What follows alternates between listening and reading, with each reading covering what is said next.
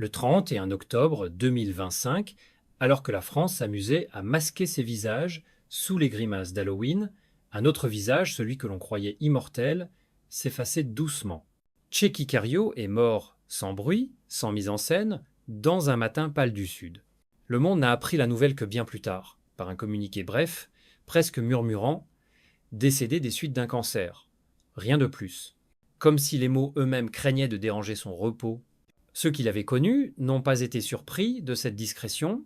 Il avait toujours préféré les marges à la lumière, le murmure à l'éclat, la vérité du silence à la vanité du bruit. Il vivait depuis plusieurs années dans une maison isolée, quelque part entre les Alpilles et le Luberon, loin des plateaux, des flashs et des tapis rouges.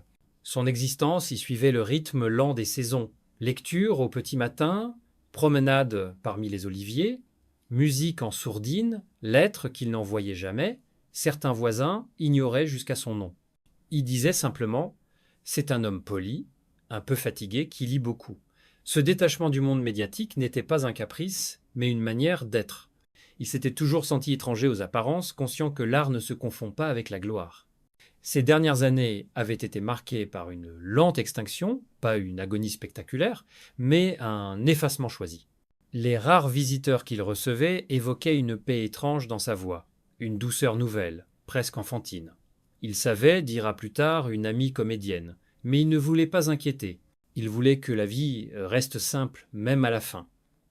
Le matin de sa mort, une tasse de thé encore tiède trônait près de son fauteuil.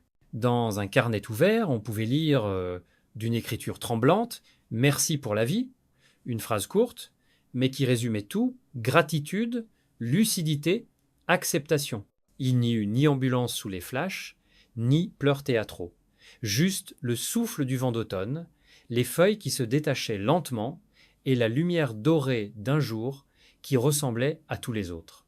Ceux qui ont vu son visage ce matin-là disent qu'il semblait encore jouer non pas un rôle, mais la plus belle scène, celle de disparaître en paix.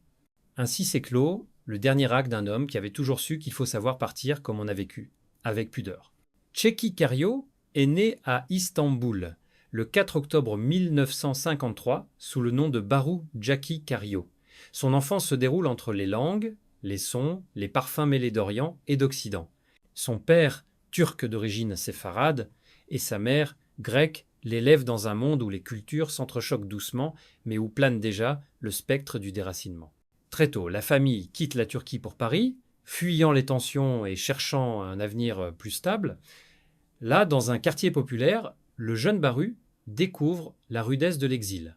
Entre la nostalgie des origines et la nécessité de s'intégrer, il apprend à se taire, à observer, à écouter les silences du monde. Ses parents se séparent alors qu'il n'est encore qu'un enfant. Cette rupture imprime en lui la marque d'une fracture intime, celle d'un être toujours entre deux rives. Paris devient son port d'attache, mais Istanbul reste une présence intérieure, une mémoire de lumière et de distance. Ce tiraillement, loin de l'affaiblir, façonnera sa profondeur d'âme. Il parlera plus tard de cette blessure identitaire comme d'un moteur de création, une source d'émotions inépuisable. C'est au lycée qu'il découvre le théâtre, par hasard, en remplaçant un camarade malade dans une pièce scolaire. Ce jour-là, dit-on, il sentit pour la première fois qu'il existait vraiment lorsqu'il incarnait quelqu'un d'autre. Encouragé par un professeur, il tente le Conservatoire national supérieur d'art dramatique. Il y est admis et y forge les armes de sa future carrière. Une voix grave, une diction lente, un regard qui ne triche pas. Ce mélange d'intériorité et de retenue deviendra sa signature.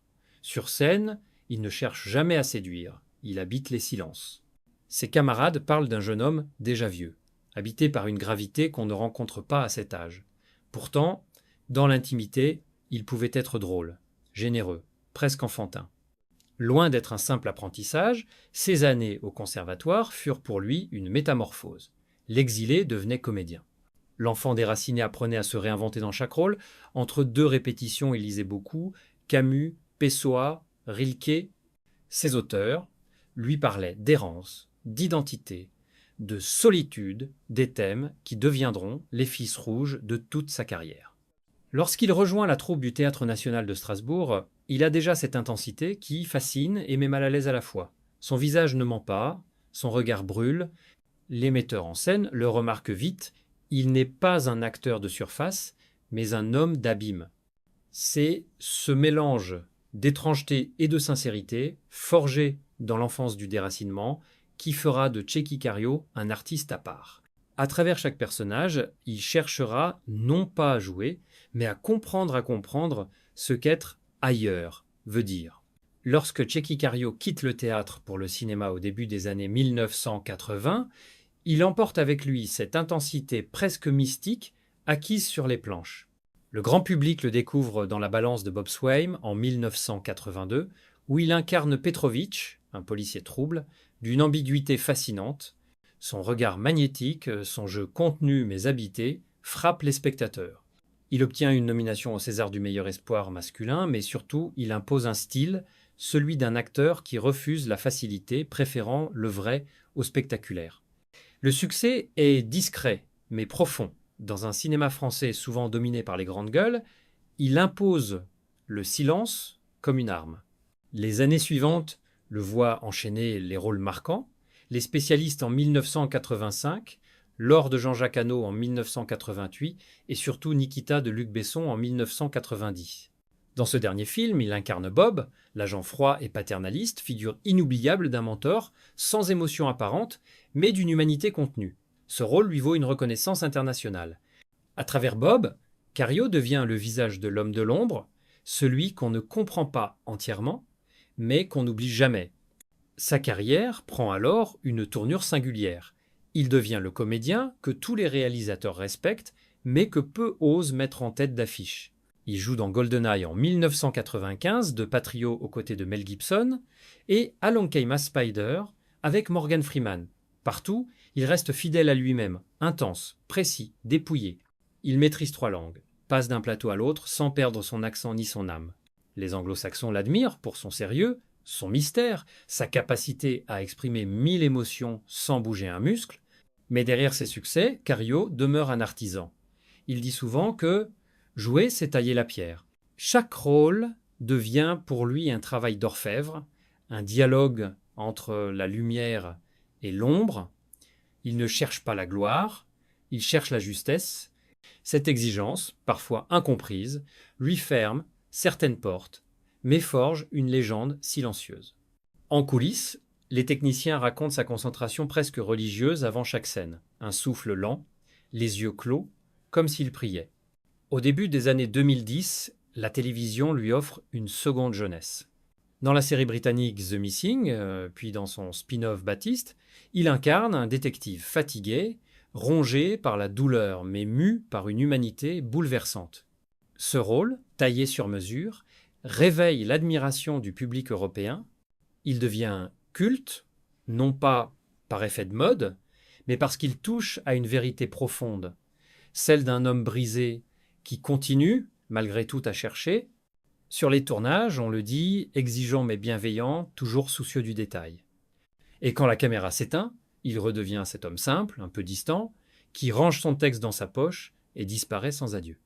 Sa carrière, bâtie sur la rigueur et la discrétion, illustre une conviction. La grandeur d'un acteur ne réside pas dans sa notoriété, mais dans sa fidélité à la vérité. Derrière les personnages sombres et puissants qu'il interprétait, Tchéky Karyo cachait une âme vulnérable, pleine de doutes et de contradictions. Loin du tumulte des plateaux, il restait un homme d'une simplicité désarmante. Pas de scandale, pas de mondanité, pas de sourire forcé devant les caméras. Il vivait comme il jouait, avec intensité et pudeur, confiera un ami proche. Sa vie sentimentale, elle, demeurait entourée d'un mystère soigneusement entretenu. Quelques histoires, des rumeurs jamais confirmées, mais surtout une solitude assumée. Il disait un jour à un journaliste « La solitude, ce n'est pas une absence, c'est un espace où je respire ». Ce rapport au retrait n'était pas un refus du monde, mais une forme de fidélité à lui-même.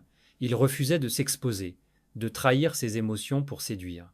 Dans un milieu souvent avide de lumière, il choisissait l'ombre. « Je ne veux pas qu'on me voie, je veux qu'on me sente », avait-il lancé lors d'une masterclass au conservatoire.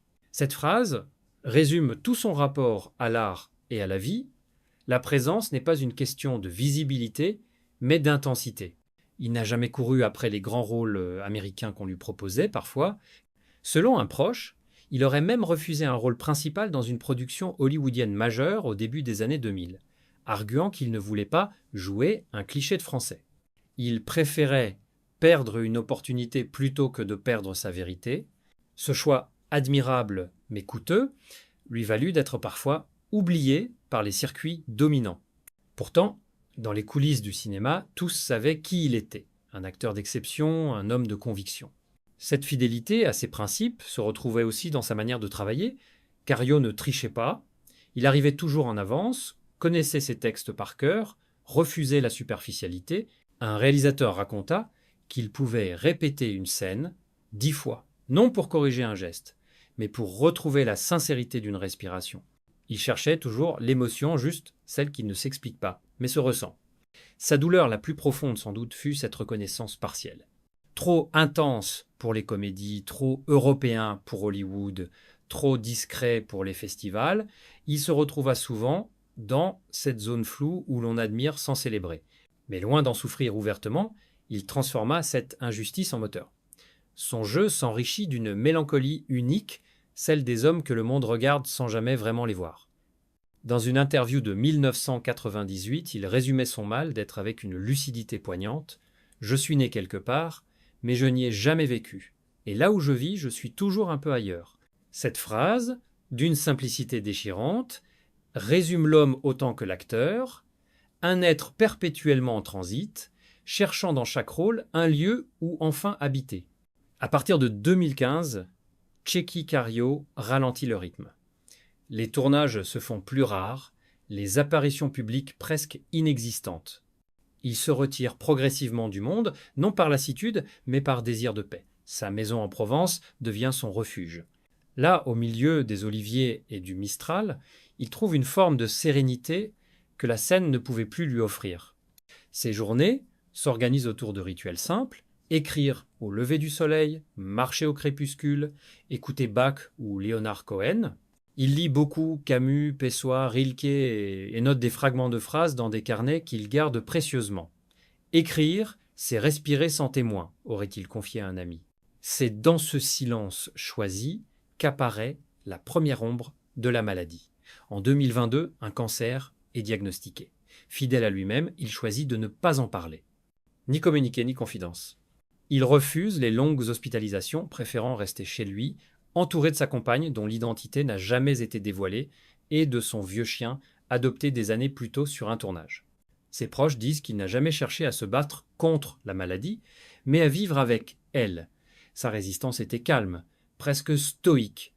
Lorsqu'il prête sa voix à un documentaire animalier, en 2023 pour TV5 Monde, personne ne sait que ce sera sa dernière collaboration officielle. Le réalisateur racontera plus tard: « Il faisait de longues pauses, mais jamais d'impatience. Sa voix, plus grave encore, portait une tendresse bouleversante. Malgré la fatigue, il travaillait toujours avec la même exigence. L'enregistrement prenait du temps, ponctué de silences, qui semblaient habiter davantage que les mots. » En 2022, il publie discrètement Terre sans racines, un recueil de poèmes auto-édité. Peu de médias s'y intéressent. Pourtant, le texte est d'une beauté déchirante. Il y parle d'exil, de disparition, de corps devenu trop grand pour l'âme. Dans un poème intitulé Le pont invisible, il écrit « Mon nom s'efface dans la bouche du vent. Je marche entre deux terres sans jamais m'y poser. » Ce livre, lu aujourd'hui comme un adieu voilé, révèle la lucidité d'un homme qui se préparait déjà à partir. Ces derniers mois furent empreints d'une grâce tranquille. Quelques amis venaient encore lui rendre visite. L'actrice Julie Gaillette racontera un thé partagé en 2024. Il m'a dit « Je pars, mais j'ai tout vu ». Une phrase simple, presque enfantine, mais d'une profondeur vertigineuse. Jusqu'au bout, il aura incarné cette élégance rare, celle de s'effacer en beauté. Quand la douleur se faisait plus forte, il notait une phrase de Rilke sur son carnet. « Être ici est splendide ». Et puis, un matin, il a cessé d'écrire. Dans le silence de sa maison, on dit que la radio continuait de diffuser une sonate de Bach. Le thé refroidissait sur la table. Et dans ce calme absolu, il semblait encore écouter la vie qu'il venait de quitter. La nouvelle de la mort de Tchéky Karyo se répand lentement, presque avec pudeur. Pas de breaking news, pas de déclaration politique, ni de tapis rouge en berne.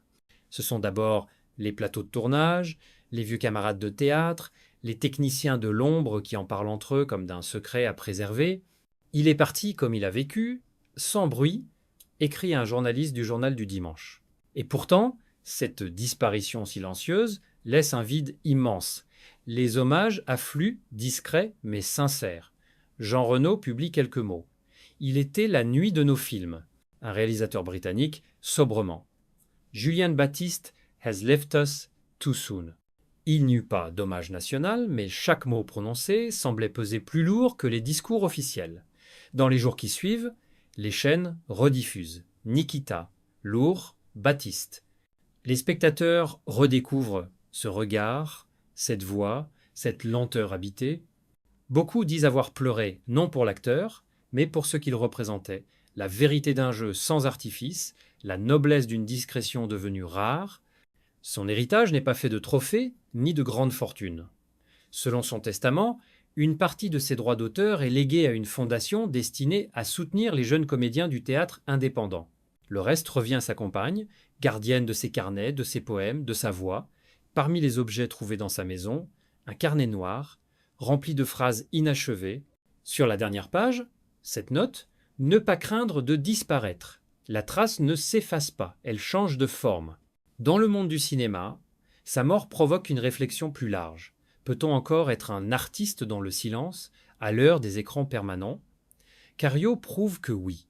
Sa force résidait dans le refus du spectacle, dans cette manière d'habiter chaque regard comme un secret partagé. Il n'a jamais joué pour séduire, mais pour comprendre.